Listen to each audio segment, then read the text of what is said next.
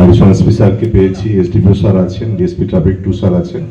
আজকে আমাদের সাইবার ডেস্কের উদ্বোধন হলো এবং আমরা হারিয়ে যাওয়া 40টি মোবাইল ফোন যারা তাদের মালিক আছেন প্রাপকদের হাতে তুলে দেবেন। সাহেবরা প্রতীকীভাবে তুলে দিয়ে পরে আমরা দিয়ে দেবো।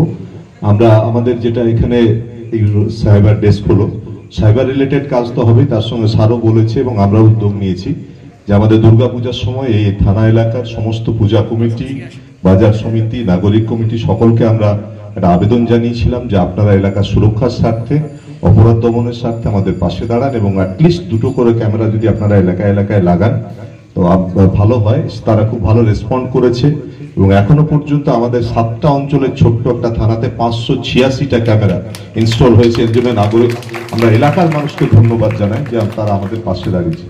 আমি আমাদের আজকের অনুষ্ঠান নিয়ে আমাদের সম্মানীয় বড় সাহেব জেলা পুলিশ সুপার শ্রী শারদাস আইপিএস মহাশয় স্যারকে 2 কথা বলার জন্য অনুরোধ করছি।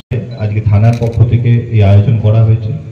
সাইবার ক্রাইম আমরা সবাই জানি, আমরা সবার কাছেই কখনো কোনো SMS, কখনো কোনো মেল, কখনো কোনো কল এসছে, আমাদেরকে প্রলোভিত করার চেষ্টা করা হয়েছে, ভয় দেখানোর চেষ্টা করা হয়েছে। বিভিন্ন সাইবার ফ্রড যারা করে, তো এটা কিন্তু কন্টিনিউয়াসলি তারা চেষ্টা করে যায়।